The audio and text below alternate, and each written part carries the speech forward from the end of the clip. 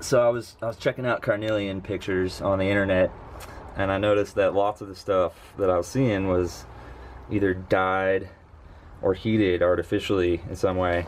And I thought, I should share some of the natural stuff that I've been fortunate enough to find here in the Pacific Northwest. So that's what we're going to do. We're going to look at some really nice pieces of carnelian that I've been able to find over the years. And lots of it lives out here in the yard. It's fun to find, so it's not a big deal if it ends up here in the yard. It's still fun to be out there, and we find lots of it. So we're gonna go through just a few of the really nice pieces that I've been fortunate enough to find that are all natural from the Pacific Northwest. So let me put this thing down and let's check them out. So lots of the stuff you find out there is orange, which is cool also, but it leaves you searching for the deep red stuff. But this piece is orange, and I wanted to share it because it's really unique. It's actually a limb cast from an ancient petrified forest in the Willamette Valley. And you can see the bark on the exterior there, and it's certainly orange. You don't see them like this very often. You see pink ones and green ones and clear ones and gray ones, but to find a carnelian one, to me, has been very rare. So this piece lives inside on the shelf, and I get to look at it all the time. And when I found it, there was about that much of it sticking up above the dirt. So it was a good day finding this thing out there with good friends, and it's just spectacular. So I hope you guys like that one. And then I have we're gonna move on to some more red pieces.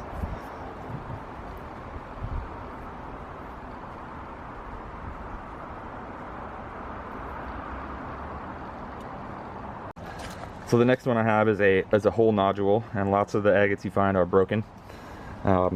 This is sort of what it looks like when it was whole. You can see that there's not a lot showing to show you, give you an idea of what's inside. So you gotta cut them. And this one I cut, and it was quite a surprise on the inside. And it is, you'll see that it's not fully red all the way through, but the parts that are red are a nice vivid red. And you can see the alternating bands of the carnelian there in between the dogtooth quartz layers. And being that it's a full nodule with no broken sides, this one also lives inside. And it's one of the more unique specimens that I've been able to find. Even though it's not red all the way through, it's a stunning, stunning piece. So that one be like, not, they're not always like that. I got another one from the same location here that, it's a full nodule, but it's not quite as stunning, and it's got a large fracture through the top, through the top there. But it's still cool. You find them like that, and before you cut them open, you just sort of have to guess as to what's in there.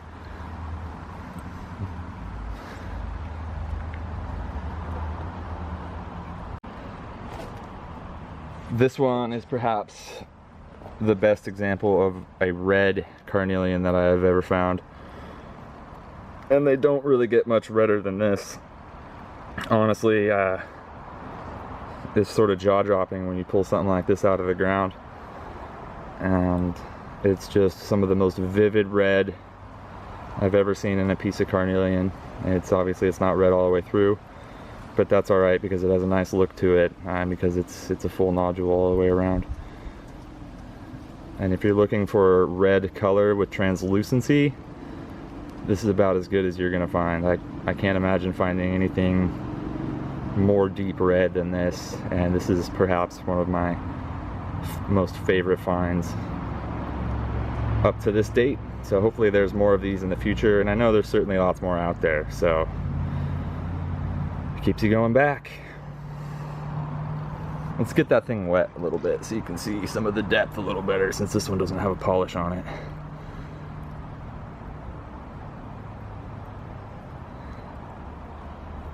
If you guys are finding nice carnelians out there, I encourage you to share them with people, because that's inspiring too. It inspires me when I see other people's finds. And these are all pieces that I found. This particular red one and the last couple red ones have come out of Washington, and The limb cast, like I said, was from Oregon. But share your stuff. Let's see what you got. And sometimes it's not always the big ones or the full nodules that are cool. Sometimes it's just the little guys. So this is like a little botryoidal stalactite piece, and you can't deny how cool that is, even though it's small and broken. So I have a bunch of little specimens that I like to keep around, because like I said, most of the stuff you find is broken and small, and if you find one with some nice distinguishing characteristics, then that's good on you, and that'll keep you going back too. So I got a few little botryoidal stalactite ones that are just really cool. You don't see them like that very often. I got lots of rocks, and these are, you know, they fit as many of these as I found in the palm of my hand, and that's it. That's all you get. Now that the sun came out, I got some other ones that are also really cool. This one sort of leads in to the bunch. This is a botryoidal one covered in some druzy crystals. And the sun's helping me out, showing you how intriguing that looks. And I have a few more druzy botryoidal ones to share, so let me grab those. These ones are so deep red that they almost look like jasper, but I can guarantee you that they are translucent. And down there in the center, they just sparkle. So that's always cool. They're broken, but that's alright. With that sparkle, you can't really go wrong. There's a couple more small ones. And a couple more with some sparkly botryoidal druzy in there. And this one's obviously a little more orange, and this one's a little more red. And the last one is maybe a little beat up, but it's still a cool specimen nonetheless. You can see the quartz crystals here with the botryoidal agate on top, formed in layers, and these are from Washington as well. Not far, southwest Washington. So I've been pretty lucky, and I'd love to see some more natural agates out there, natural rocks from anywhere really. So thanks for watching, and happy hunting.